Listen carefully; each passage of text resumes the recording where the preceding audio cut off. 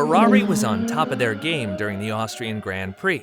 After Sainz had his win in Silverstone and Leclerc's win in Austria, the momentum is shifted towards Ferrari. With expectations rising for Ferrari, fans from all over the world expect a third win during the French Grand Prix. But is it fair to say that Ferrari is the big favorite to win the French Grand Prix? What about the reliability issues Ferrari faces with their engines? Who do you think is the big favorite for the French Grand Prix? In this video, I analyze whether Ferrari has the biggest chance of winning the French Grand Prix or if Red Bull and Mercedes can steal an all-important win. Before we get into that, let's have a look at the last two races and the current standings. Ferrari is finally a title contender after sitting on the sidelines for many years. The last championship dates back to 2007 with Kimi Raikkonen as the championship winner. Charles Leclerc is deemed the only person to stop Verstappen from securing a second world title this year. But is it fair to say that Leclerc is still in the title fight? He currently has 38 points less than his championship rival. To put this in perspective, even if Leclerc finishes second 2 times in a row and Verstappen doesn't score any points, Verstappen would still lead the championship. 38 points in race terms is massive, and the only time that someone managed to win the championship after such a big point deficit was Sebastian Vettel in 2012, after hunting down Ferrari driver Fernando Alonso. Sebastian Vettel clearly had the faster car in the second half of the season, which is something that isn't the case at the moment. So what about the French Grand Prix? Does Ferrari have the fastest car at the moment? Many would say yes after 2 Grand Prix wins in a row, but is that really the case?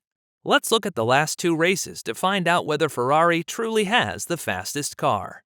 Red Bull seems to have the fastest car in Silverstone, and Verstappen was up for what seemed like an easy win. Debris from an AlphaTauri severely damaged his car, which led to a 2-second loss per lap. Ferrari was the one to profit from Verstappen's problems. However, due to a terrible strategy, only Carlos Sainz managed to secure a podium and his first win, while Leclerc fell outside the top finishes. Both teams introduced a significant upgrade package. Red Bull managed to narrow the back of their car to ultimate proportions, while also reducing the overall weight of the car. Ferrari's upgrade was all about reducing rear-wing drag and better control cooling conditions for their engines. Mercedes, on the other hand, introduced a massive upgrade package to reduce porpoising, which actually helped them gain over 0.2 a lap. However, it was Red Bull that was dominating the weekend up until Verstappen got issues with his car. Austria, which is often called Verstappen Land, was supposed to be another target for Verstappen, but he lost the race due to extremely bad tire management. So what does this say for the French Grand Prix? Can we expect another win of Ferrari? Let's have a look at the upgraded rate of the top teams. It is important to mention that some teams are bringing more upgrades while some teams don't. Ferrari is one of the teams that won't bring any upgrades to the French Grand Prix, but rather focuses on maximizing the place of their current package. Ferrari did address their top speed problem the last couple races by introducing a new rear wing for both Sainz and Leclerc. This new wing significantly reduces drag on the straights, which results in higher top speeds. The Ferrari was an astonishing 10 km per hour slower on the straights. This is now reduced to just 3 km per hour. Mario Binotto thinks that they finally managed to tackle Ferrari's big weakness and have a better chance of winning more races.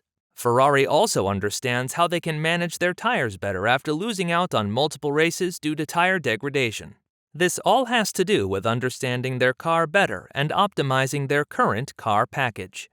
Red Bull, however, uses a different approach and is consistently bringing new upgrades almost every race. Red Bull, just like Ferrari, introduced a massive upgrade in Silverstone, but surprisingly enough, they brought more upgrades to Austria. The Red Bull upgrades in Austria focused on minimizing drag and increasing cooling capabilities for their engines and brakes. However, these upgrades seem to work counterproductive as the car increased in weight, and experts now claim that the Red Bull is 5 to 10 kilograms too heavy. This translates into a time loss of 1.5 to 0.3 a lap. Ferrari has been on the weight limit of 798 kilograms for a while now, and it clearly gives them a big advantage. But how does it give Ferrari such a significant advantage? It is understandable that less weight equals a faster car, but why? Does it increase top speed or something else? You have to understand that the minimum weight of these generation cars are set at 798 kilograms. A big complaint from drivers is that these cars are too heavy, which makes them more prone to understeer in corners. Understeer happens when a driver turns his steering wheel, but the car still wants to go straight. The heavier the car, the less responsive the car is. After Red Bull lost 5 kilograms in weight due to their upgrade in Imola, Verstappen told the media that his car felt significantly lighter and that it was easier for him to steer in his car. The upgrades in Silverstone further reduced Red Bull's weight, but after Austria's upgrade, their car is another 5 to 10 kilograms too heavy. How was this made visual during the race? Well, both Ferrari drivers had a car that was easier to steer in and was more responsive than Verstappen's car. This was well visible in the third corner. This corner is a downward-going corner that is hard for the brakes and makes cars prone to understeering. It was clearly visible that Ferrari was able to steer in their car sharper and use the curbstones on the inside of the corner. Verstappen was consistently pushed away from the curbstones as his car had visible more difficulty steering in the particular corner.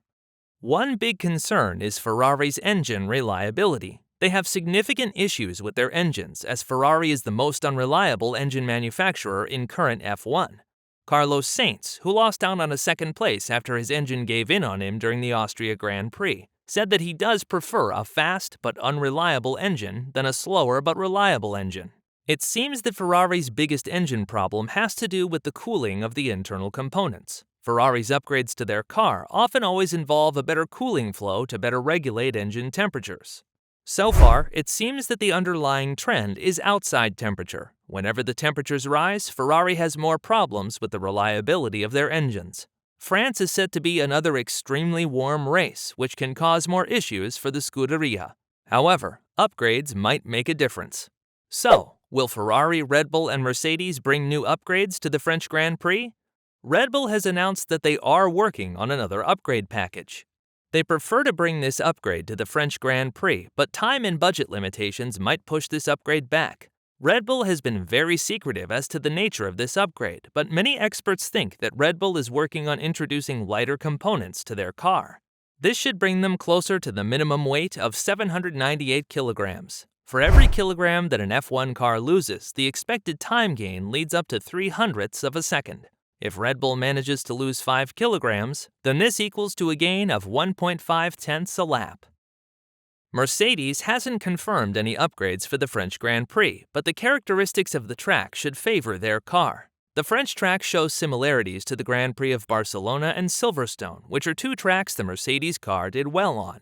The French circuit sees a variety of medium and high-speed corners, and with a smooth surface of the track, the Mercedes cars shouldn't experience an awful lot of porpoising. Thinking back about Barcelona and Silverstone, and to a certain extent Austria, we can expect a very competitive Mercedes team that can be the surprise of the weekend.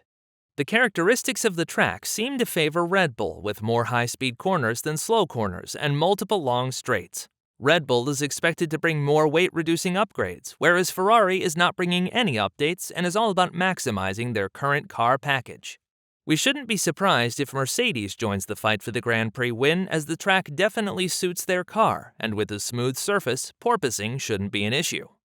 Can we conclude that Ferrari is the big favorite for the French Grand Prix? Ferrari definitely has a fast car and is expected to fight for the win, but their engine reliability issues and the expected temperatures pose their biggest threat.